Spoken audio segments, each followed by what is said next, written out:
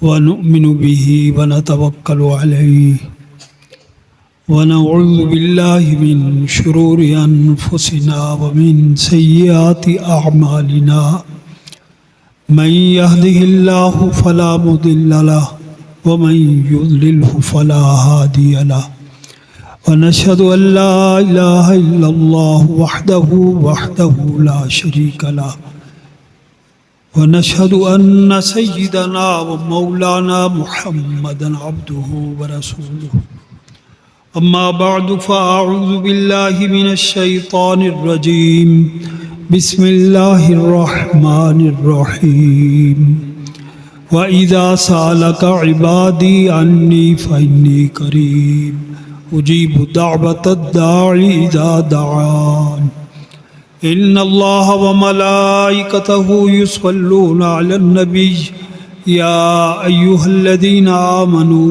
صلوا عليه وسلموا تسليما اللهم صل على محمد وعلى آل محمد كما صليت على إبراهيم وعلى آل إبراهيم إنك حميد مجيد. حضرات گرامی قدر، آپ خاصے وقت سے یہاں تشریف فرما ہے. یقیناً بہت سے احباب تھک چکے ہوں گے. ہمارا یہ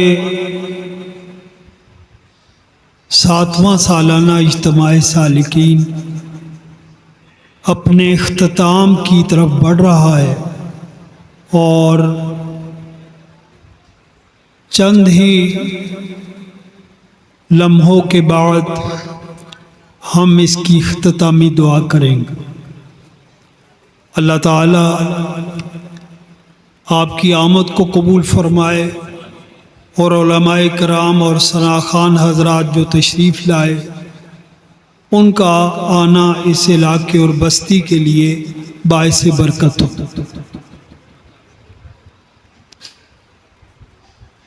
آپ کے علم میں ہے کہ ہمارا یہ اجتماع بر وقت شروع ہوتا ہے اور جو وقت دیا جاتا ہے اسی پر اختتام پذیر ہوتا ہے. میں آپ سے وعدہ کرتا ہوں کہ جو وقت ہم نے اپنے اشتہارات میں دعوت ناموں میں لکھا انشاءاللہ العزیز اسی وقت پر اس اجتماع کا اختتام ہو جائے گا. آپ سے درخواست کروں گا سب حضرات قریب قریب ہو جائیں. آپ قریب آئیں گے تھوڑا سا مزید قوت اور طاقت آئے گی سننے کو، اور وہ جو اونگ آ رہی ہے تھوڑا سا اس سے نجات ملے گی. تازہ دم ہو جائیں گے تو انشاءاللہ بات سمجھ میں آئے. سب حضرات قریب آئیں، بالکل قریب میرے سامنے آئیں. انشاءاللہ العزیز مختصر بیان کے بعد مجلس ذکر ہوگی، پھر دعا ہوگی. میں سوچ رہا تھا کہ آج کی گفتگو کا عنوان کیا ہو. شور کیوں ہے باہر؟ باہر کیوں شور؟ یہ ختم کریں سلسلہ، یہ بعد میں کریں. یہ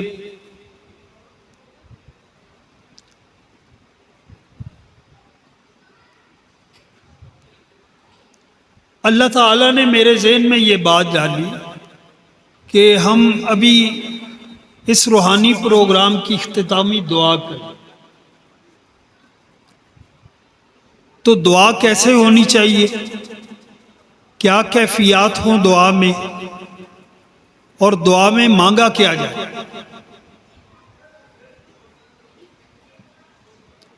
خیال میں آیا کہ اس کا مذاکرہ ہو.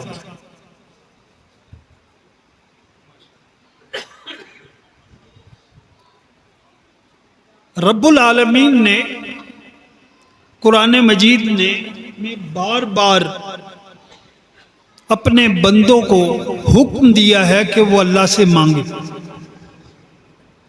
اللہ سے مانگے، چونکہ خزانے اس کے پاس ہیں، وہ خزانوں کا مالک، اور انسان بے بس، محتاج اور مجبور۔ اللہ اس بات کو پسند کرتے ہیں کہ اللہ تعالیٰ سے اس کا بندہ مانگے، اور عمومی طور پر ہم دعا جیسے عمل باقی اعمال کا ایک ضمنی حصہ تو سمجھتے ہیں، لیکن اسے مستقل عبادت نہیں سمجھتے۔ یہ بہت بڑی ہماری غفلت اور کمزوری ہے۔ نماز کے بعد دعا کرتے ہیں،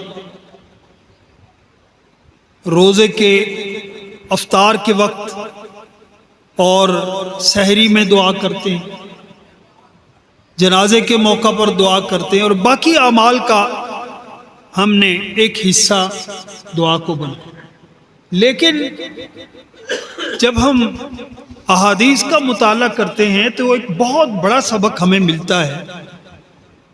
ایک تو حدیث پاک میں فرمایا گیا الدعاء مخ العبادہ، دعا عبادت کا نچوڑ ہے، عبادت کا مغز ہے۔ اور دوسرے مقام پر تو بڑی عجیب بات کہی، الدعاء هو العبادہ، دعا ہی عبادت، دعا ہی عبادت۔ تو میں درخواست یہ کیا کرتا ہوں کہ ہم لوگ دعا کو ضمنی حصہ نہ سمجھیں، اس کو کبھی کبھی مستقل حیثیت دے کر اس کو کرنا چاہیے، مستقل حیثیت۔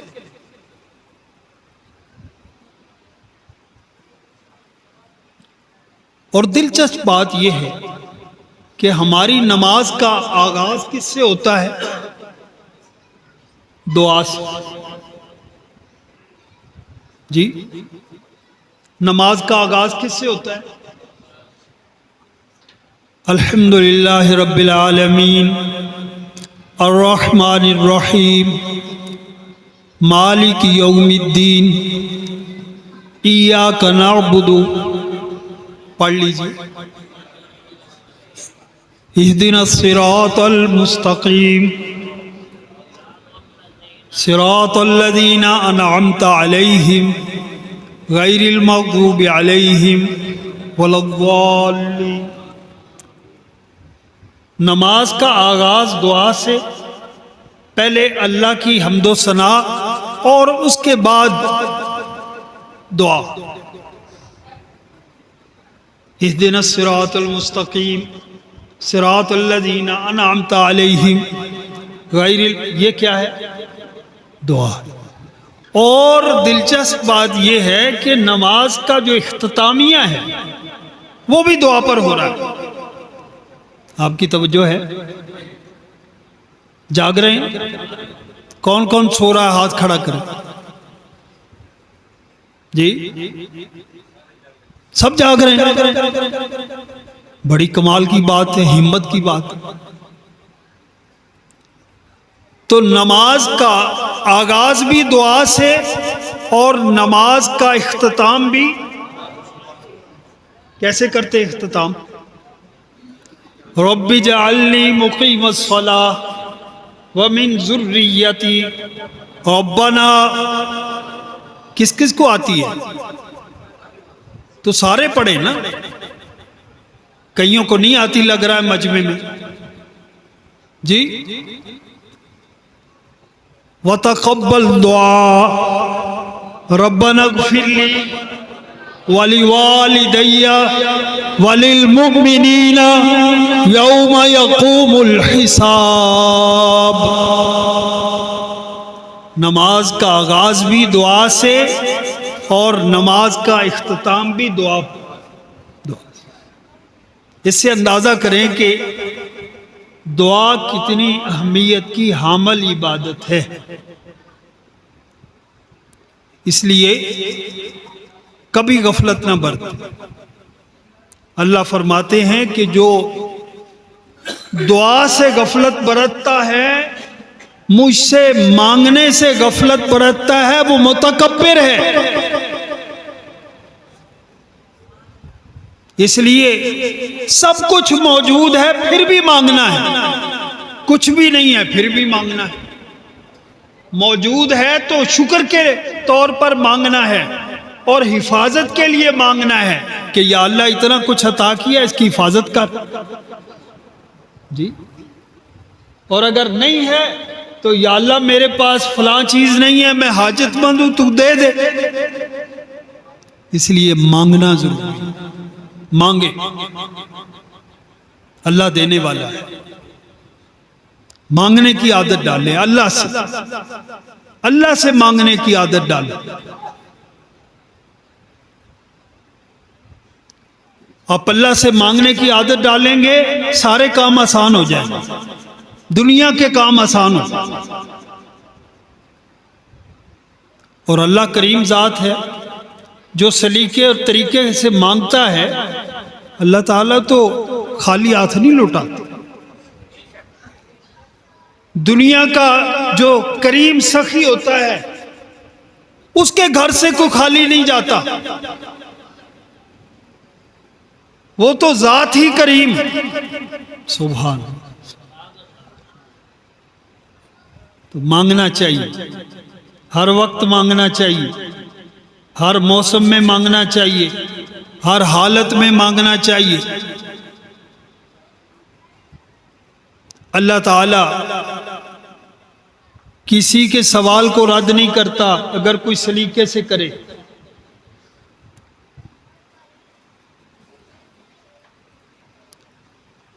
تو دعا کے بڑے فائدے، اور جتنے مصائب اور ٹینشنیں، ایک فارمولہ دے رہا ہوں، نسخہ، آدھا گھنٹہ توجہ کے ساتھ آنسو بہا کر اللہ کے سامنے اپنا مسئلہ رکھیں، پھر دیکھیں کہ نظارہ کیا ہو۔ پوری اپنے اوپر بے بسی کی کیفیت ڈال کے آپ دیکھیں گے اس کا نظارہ، آنسو بہا کے جس طرح بچہ۔ اور یاد رکھنا، دعا پڑھنے کا نام نہیں، دعا بے بسی کی کیفیات کے اظہار کا نام۔ پڑھنا اپنی جگہ ہے، لیکن اگر کیفیات نہیں ہیں، بے بسی کی، بے چارگی کی، آنسو نہیں ہیں، صرف پڑھنا ہے، تو وہ تو پڑھنا ہے، مانگنا تو نہیں۔ اپنے اوپر کیفیت مانگنے کی کیفیت۔ عمومی طور پر جو عربی دعائیں ان کے ہمیں مفہوم نہیں آتے، ان کے تو جب مفہوم نہیں آتے تو وہ چسکا بھی کرنی چاہیے، لیکن اگر ان مفاہیم کو جان کر کریں گے تو آپ کے اندر عجیب و غریب کیفیت پیدا۔ لیکن اگر آپ نہیں جانتے الفاظ و معنی کو تو پھر آپ اپنی زبان میں کریں، پھر کیا اپنی زبان میں کریں، پشتو میں کریں، پنجابی میں کریں، اردو میں کریں، لیکن کیفیت اپنے اوپر طاری کریں، بے بسی کی، بے چارگی۔ دیکھیں ایک بچہ ہوتا ہے، وہ مانگ نہیں سکتا کوئی چیز، چھوٹا بچہ ہے، ابھی اس نے سوال کرنا نہیں سیکھا، مانگنا نہیں سیکھا، تو وہ کیا کرتا ہے؟ وہ روتا ہے۔ وہ کیا کرتا ہے؟ وہ روتا ہے۔ جب وہ روتا ہے تو ماں باپ بے چین ہو جاتے ہیں، اسے بھوک لگی ہوئی، اسے پیاس لگی، اس کی کیا ضرورت؟ سارے پریشان ہو جاتے ہیں۔ جب تک اس کا رونا بند نہیں ہوتا تب تک والدین بے چین رہتے ہیں کہ ہم نے اس کی ضرورت کو نہیں سمجھا۔ دیکھتے ہیں کوئی بیمار تو نہیں، اس کو بخار تو نہیں، کوئی مسئلہ، ڈاکٹر کے پاس لے جائے، اور وہ کچھ کر ہی نہیں سکتے۔ آپ بھی اگر عربی زبان کی दुआओं को नहीं समझते तो अपनी जुबान में रोना शुरू कर दो, या अल्लाह मेरे पास तो कहने के लिए अल्फाज नहीं, मैंने सीखे नहीं या मुझे आते नहीं, रोना शुरू कर दें। फिर देखें अल्लाह की रहमत कैसे बरसती। अल्लाह ने दुआओं में बड़ी ताकतें रखी। हदीस पाक में दुआ को मोमिन का हथियार करार दिया गया। मोमिन का, इस दुआ के जरिए बड़े बड़े काम कर सकता है, बड़े फायदे उठा सकता है दुआ के। मैं एक वाकया पढ़ रहा था एक किताब में, नुज़हतुल बसातीन, बड़ा अजीब वाकया। एक बड़ा मालदार शख्स था, चौधरी था, सरदार था, लेकिन तर्जे जिंदगी इंतहाई कभी बदअमल, शराबी, कबाबी, लुच्चा लफंगा। पैसा मौजूद था, रात को दोस्तों की मजलिसें लगाता और शराबो कबाब का निजाम चलता। एक दफा उसने अपने दोस्तों की दावत की।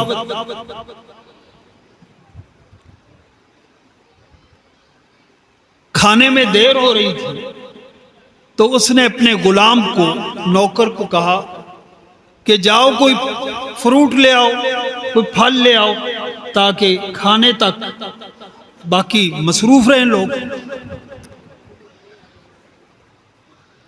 गुलाम निकला, एक जगह देखता है कि एक मजलिस लगी हुई है, एक जगह वाज हो रहा है, बयान हो रहा है। वो भी खड़ा हो गया,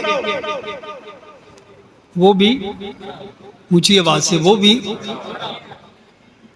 बात हो रही थी, एक अल्लाह के वली हैं हजरत अम्मार रहमतुल्लाह ताला अलैह, वो मजलिस में बयान कर रहे थे। तो बयान के दौरान एक शख्स खड़ा हुआ तो कहने लगा कि हजरत मैं जरूरतमंद हूं, मैं हाजतमंद हूं, मुझे 4 दिरहम की जरूरत है, तो वो आप मुझे अता कर। मुझे कितने? 4 दिरहम। हजरत ने देखा कि मेरे पास तो है नहीं। आहले मजलिस से कहा कि इस बंदे को 4 दिरहम दे दो, ये हाजतमंद और जरूरतमंद। और साथ एक ऑफर भी की कि जो इसे 4 दिरहम देगा मैं उसे 4 दुआएं दूंगा, मैं उसे 4 दुआएं दूंगा। ये ऑफर कर। ये अब था नौकर, गुलाम 4 दिरहम लेके आया था अपने आका से। ये खड़ा हुआ, इसने बात सुनी और वो जो 4 दिरहम लेके आया था वो उसको थमा दिए, जो मोहताज और साइल थे। उन्होंने कहा जी हजरत अब मेरे लिए 4 दुआएं करें। हजरत ने फरमाया कि क्या, बताओ कौन कौन सी दुआएं करनी? 4 दुआएं तो तेरे लिए। उसने कहा कि पहली दुआ तो ये करे कि मैं गुलाम हूं, अल्लाह ताला मुझे आजादी दे दे। मैं गुलाम हूं, मेरा आका मुझे आजाद कर दे, आजादी की नेमत मिल जाए। उन्होंने कहा ठीक है, तेरे लिए दुआ कर दो, अल्लाह ताला तुझे आजादी की नेमत। दूसरी दुआ, ये जो मैंने दिरहम दिए हैं इनका मुझे इससे बेहतर बदला मिल जाए। मैंने 4 दिए हैं, अल्लाह ताला मुझे बढ़ा के अता कर दे। उन्होंने कहा जी ये भी दुआ मैंने तेरे लिए कर। फिर उसने कहा कि एक दुआ मैं ये चाहता हूं कि मेरा आका बड़ा बदकार है, बुरे अमाल में लगा हुआ है, उसको तौबा की तौफीक, उसे तौबा की तौफीक। उन्होंने कहा जी ये भी दुआ कर दी। चौथी, अल्लाह ताला आखिरत में हम सब की मग़फ़िरत कर, بخشش کر. یہ چوتھی. کتنی ہو گئی؟ کتنی ہو گئی؟ وہ پچھلے افغانستان والے کتنی؟ نہیں سمجھ آ رہی. سپیکر خراب ہے کیا؟ میری آواز خراب؟ کتنی؟ پہلی، دوسری، تیسری، توبہ کی توفیق مل جائے. چوتھی مغفرت. واپس گیا.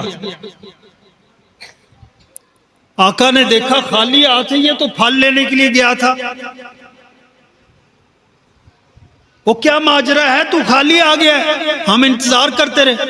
تو اس نے کہانی سنائی کہ میں جا رہا تھا تو ایک جگہ محفل لگی ہوئی تھی، بیان ہو رہا تھا، تو ایک اللہ والے نے یہ کہا کہ یہ ضرورت مند ہے، اس کی ضرورت پوری کر دے تو میں دعائیں دوں گا.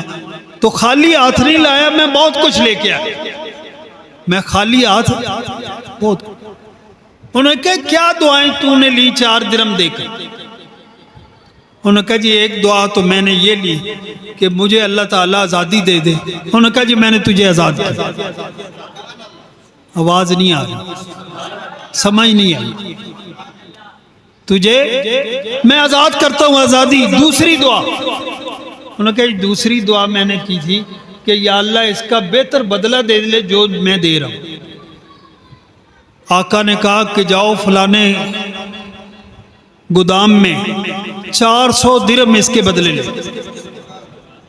کتنے؟ 400. یہ نعم البدل. اچھا بچہ، چلو لے. تیسری کیا دعا؟ انہوں نے کہا جی میں نے یہ دعا کرائی ہے کہ اللہ تعالیٰ آپ کو اور آپ کے دوستوں کو توبہ کی توفیق، آپ ان گندے اعمال سے بچ جائیں، آپ درست راستے پر. اس نے کہا کہ میں تم سے وعدہ کرتا ہوں کہ آج کے بعد کوئی گندا عمل نہیں کروں گا، میں اللہ سے معافی مانگتا ہوں، توبہ.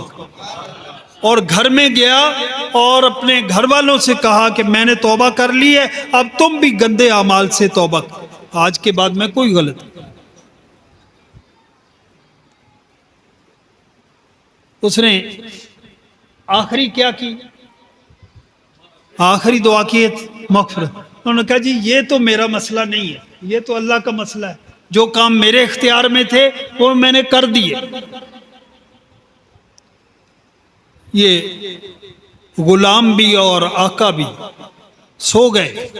رات کو غیب سے آواز آئی کہ جو تمہارے اختیار میں کام تھے وہ تم نے کر دیے، اب جو ہمارے اختیار میں کام ہے ہم کیوں نہ کریں، تم سب کی مغفرت کر، تم سب کو معاف کر. تو دعا کے نتیجے میں اللہ تعالیٰ کیسے عطا کرتے، دعائیں کیسے رنگ لاتی.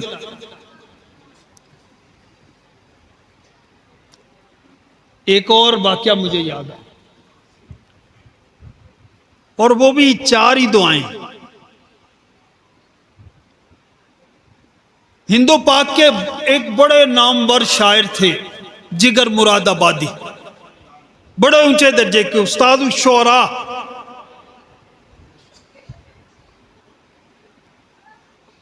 جگر مراد آبادی، لیکن پیتے تھے جیسے شاعروں کا وہ سلسلہ ہے، بوتلیں چڑھاتے تھے اور سلسلہ ان کا چلتا تھا. ان کی دوستی ہو گئی ایک اور شاعر تھے خواجہ عزیز الحسن مجذوب. عزیز الحسن مجذوب، ان کے ساتھ ان کی دوستی ہو گئی. تو وہ جو خواجہ عزیز الحسن مجذوب تھے وہ بھی بڑے شاعر تھے، لیکن اللہ تعالیٰ نے ان کو سیدھے راستے پر لگا دیا. افسر بھی تھے، شاعر بھی تھے. حضرت مولانا اشرف علی تھانوی رحمۃ اللہ علیہ کی خانقاہ میں پہنچے اور ان کے دامن سے وابستہ ہو گئے، مرید ہو گئے. اللہ تعالیٰ نے ان کا نقشہ بدل دیا، نیک صالح ہو گئے، صالحین کا لباس، داڑھی رکھ لی اور نیک اعمال، برے کاموں سے بچنا. تو ان کی کیفیات ہی بدل گئی، نقشہ بدل گیا. تو جگر مراد آبادی ان سے کہنے لگے کہ میں اس گندی زندگی سے بہت تنگ، شراب پیتا ہوں، بے نماز ہوں. یہ جو تو نے حلیہ بنایا ہے، جیسی شخصیت اور جیسا کردار تیرا بنا ہے، میں بھی چاہتا ہوں میں بھی ایسا بن. تو مجھے ان کے پاس لے. ان کا جی میں تو فلاں ہستی ہے. ان کے پاس گیا تو اللہ تعالیٰ نے میرے رنگ بدل دیے، رنگ چڑھ گیا نیکوں کا مجھ پر. تو جگر مراد آبادی کہنے لگے کہ مجھے بھی لے جا، لیکن میں شراب نہیں چھوڑوں. لے جا لیکن باقی سارے کام شراب نہیں چھوڑ. اس نے کہا کہ پہلے خواجہ صاحب نے کہا کہ پہلے میں حضرت سے اجازت لے لوں کہ فلاں صاحب شراب کے بڑے رسیہ ہیں، تو یہ شراب پی کے آپ کی مجلس میں آئے گا تو آپ کو تکلیف پہنچے گی، خانقاہ میں آئے گا، تو میں پہلے اجازت لوں. جب حضرت سے بات کی کہ مراد آبادی جگر جو ہے وہ آپ کی خدمت میں آنا چاہتا ہے، تو میں نے اس طرح کہا. کیا کہا تو نے؟ انہوں نے کہا جی آپ مستقل شراب پیتے ہیں، تو آپ جب حضرت کی خدمت میں جائیں گے تو یہ اچھی بات نہیں لگی. تو حضرت نے فرمایا تو نے یہ کیوں نہ کہا؟ وہ کوئی بھائی رسول اللہ صلی اللہ علیہ وسلم کے پاس تو کافر بھی آتے تھے، تو آپ اپنی صحبت سے انہیں محروم نہیں رکھتے تھے. تو نے اسے کیوں کہا کہ میں پوچھوں؟ لے آتے. جب یہ پیغام خواجہ عزیز الحسن مجذوب نے جگر مراد آبادی تک پہنچایا تو وہ خوشی سے رونے لگے کہ مجھے حضرت تھانوی کی ملاقات اور صحبت کی اجازت مل گئی، ورنہ میں تو بہت پاپی اور گندا انسان ہوں. حضرت نے میرے لیے ملاقات کا پیغام دے دیا ہے. بڑے خوش ہوئے. کہتے ہیں کہ جب وہ حضرت کی خدمت میں جا رہے تھے تو بڑے عجیب جذبات تھے، توبہ کے جذبات تھے اور اپنے آپ کو نیک بنانے کے جذبات تھے. اللہ تعالیٰ نے ان سے ایک شعر کہلوایا، اب ہے روز حساب کا دڑکا پینے کو تو بے حساب پی. اب ہے روز حساب کا دھڑکا پینے کو تو بے حساب پینے. یہ شعر کہا. حضرت کی خدمت میں پہنچے، زاروں قطار رو رہے اور عرض کرتے ہیں حضرت میرے لیے دعا فرمائے، میں انتہائی گندا ذلیل انسان، میرے لیے 4 دعائیں کیجیے. حضرت 4 دعاؤں کی بات ہوئی، 4 دعائیں کیجیے. حضرت نے بڑا شفقت کا معاملہ کیا، بڑا اکرام کیا کہ بڑے اچھے جذبے سے آیا ہے بندہ. کہنے لگا جب وہ جا رہے تھے اللہ تو امید نہیں تھی کہ میری قبولیت ہو جائے یا حضرت مجھے اتنی شفقت دیں گے. گئے حضرت سے عرض کیا حضرت 4، ایک تو یہ ہے کہ میں شراب چھوڑ دوں،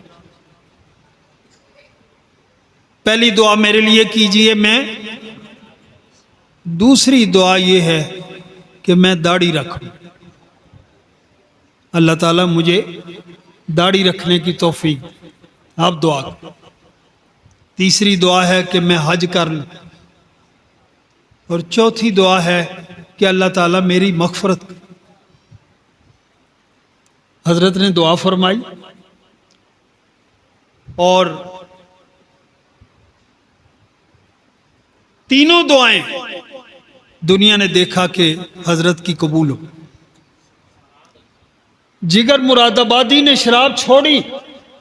ڈاکٹروں نے کہا کہ شراب چھوڑو گے تو مر جاؤ گے، شمار شراب تمہاری زندگی بن گئی ہے، اس کے بغیر تمہاری زندگی نہیں چل سکتی، اس لیے نہ چھوڑو.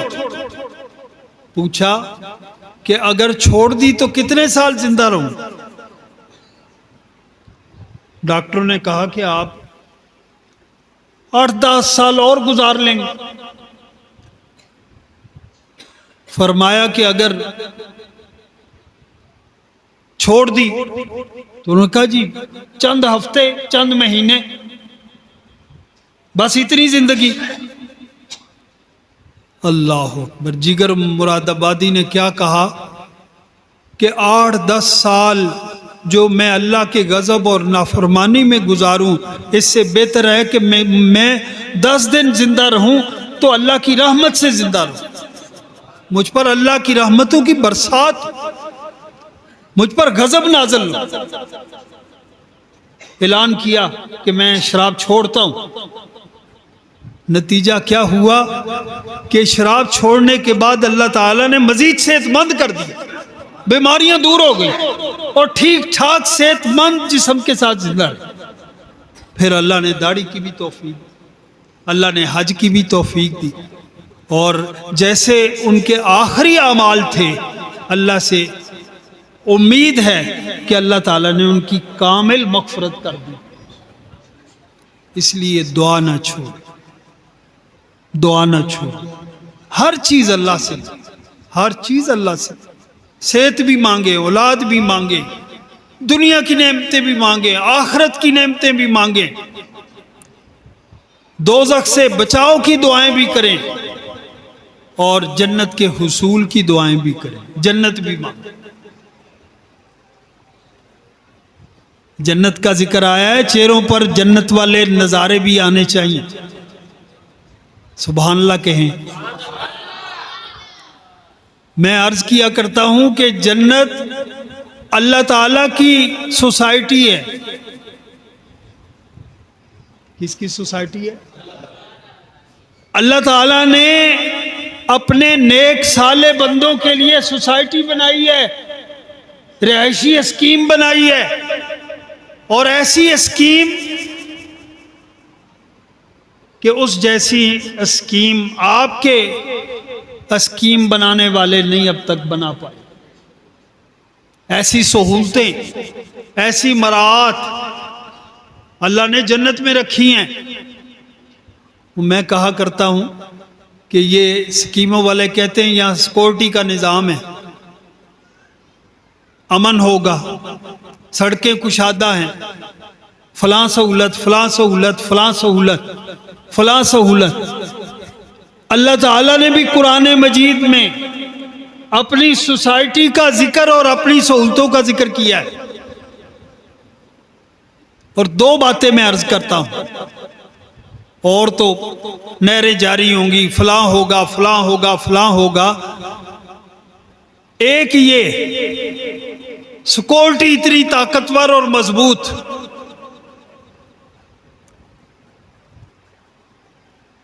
موت کا فرشتہ وہاں نہیں آئے گا. میرا خیال آپ کو بات سمجھ نہیں آئی.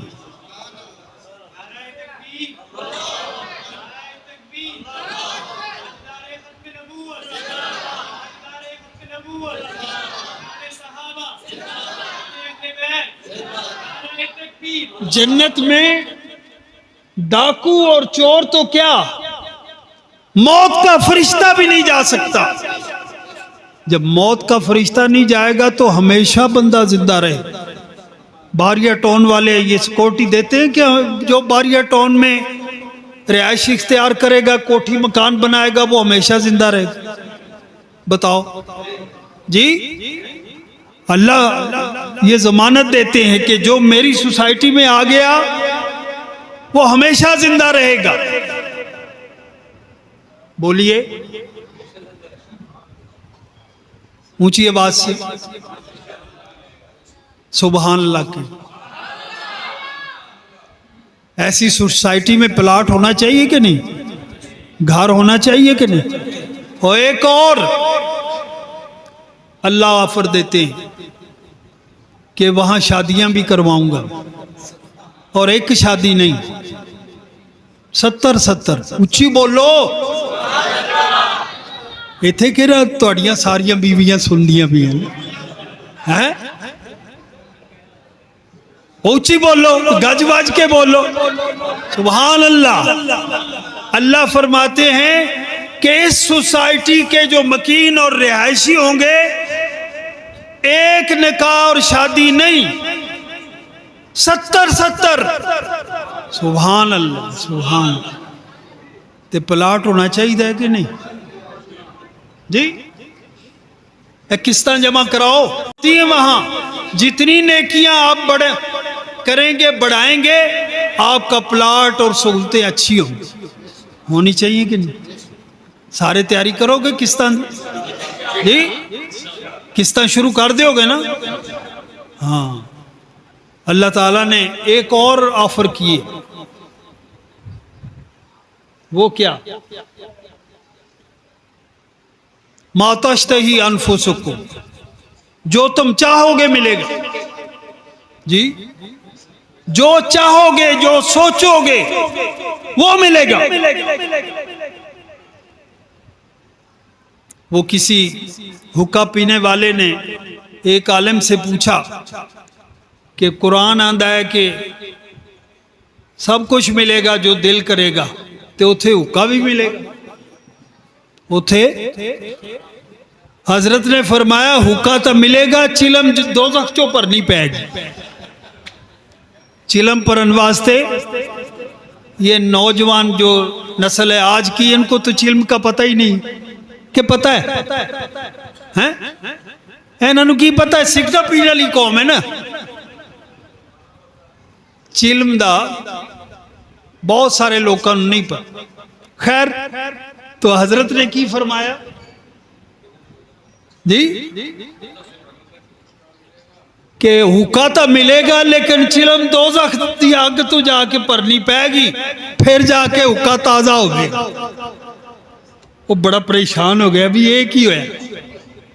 حضرت نے پھر فرمایا کہ اصل بات یہ ہے کہ جنت میں جب جنتیوں کو بھیجا جائے گا تو جنتی ٹیکے لگا کے بھیجا جائے گا.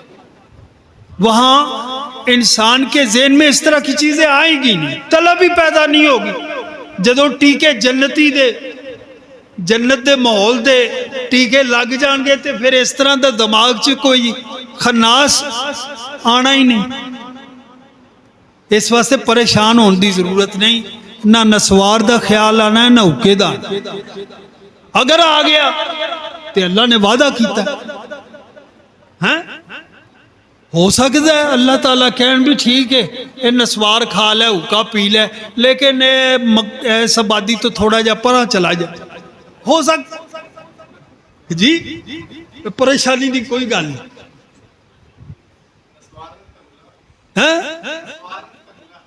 نسوارن طہورا، او سبحان اللہ سبحان. اوتھوں دی نسوار جڑی ہوئے گی او دا چسکا ہی جنتی نسوار ہونی. او جنتی شراب دا جڑا اثر ہے دنیا والا نہیں ہونا، تے جنتی نسوار دا بھی جڑا اثر ہے او دنیا والا نہیں جنت والا ہونا، تے جنتی حقے دا بھی چسکا جنت والا ہونا جی. اس واسطے پریشان نہ ہو، حقہ پینے والے بھی تے نسواراں کھان والے بھی. اگر اللہ تعالیٰ نے جنت پہنچا دیتا تے جنت چ خیال آ گیا تے اللہ دا وعدہ پورا ہوئے گا کہ بندے تو جنت چ آ، پھر تو جو چاہے گا تینوں ملے گا. اللہ دا وعدہ پورا ہوئے گا نا. اس لیے ہم اللہ سے جنت بھی مانگیں، ہم اللہ سے دوزخ کی پناہ بھی مانگیں، دنیا کے مسائل بھی اللہ کے سامنے رکھیں اور دعا کا اہتمام کریں. دعا کا اہتمام کبھی کبھی آدھا پونا گھنٹہ صرف دعا پر، صرف تنہائی تنہائی. پھر دیکھیں نظارہ کیا ہو زندگی. اللہ تعالی ہمیں توفیق دے دعاؤں کی بھی. اب وقت ہمارا جو طے شدہ ہے، گھڑی کہاں پہنچ گئی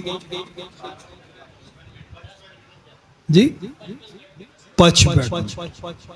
تو یہ جو ذکر کا معمول ہے آپ منگل والے دن تشریف لائیں گے نا تو تب کر لیں گے. اب ہم کوشش کرتے ہیں کہ جو ہمارا طے شدہ وقت ہے اس پر ہم اس کی تکمیل کر دیں. سب حضرات دعا کے لیے ہاتھ اٹھائیں. آتنا فی الدنیا حسنۃ وفی الآخرۃ حسنۃ وقنا اللہم اعنا علی ذکرک و شکرک و حسن عبادتک. اللہم اعنا علی ذکرک و شکرک و حسن. اے اللہ سب کا آنا قبول فرما۔ یا اللہ اس مجلس کو ہماری بخشش کا ذریعہ بنا، درجات کی بلندی کا ذریعہ بنا۔ یا اللہ سب کو جنت عطا فرما، سب کو دوزخ کی آگ سے محفوظ فرما۔ یا اللہ بیماروں کو شفا یاب فرما۔ یا اللہ رزق حلال، یا اللہ پاک اور کشادہ عطا فرما۔ یا اللہ جو اولاد صالح سے محروم ہیں انہیں اولاد نصیب فرما، جن کی اولادیں ہیں ان کی اولادوں کو نیک بنا، آنکھوں کی ٹھنڈک بنا۔ اے اللہ دنیا بھر کے مسلمانوں کی مدد فرما، فلسطین کے مسلمانوں کی مدد فرما، افغانستان کے مسلمانوں کی مدد فرما، ہندوستان کے مسلمانوں کی مدد فرما، کشمیر کے مسلمانوں کی مدد فرما۔ دنیا کے جس جس خطے میں مسلمان مظلوم ہیں اے کریم سب کی حفاظت فرما، سب کو ظلم سے نجات نصیب فرما۔ ربنا تقبل منا انک انت السمیع العلیم وتب علینا انک انت التواب الرحیم، وصلی اللہ علی النبی الکریم وعلی آلہ وصحبہ اجمعین برحمتک۔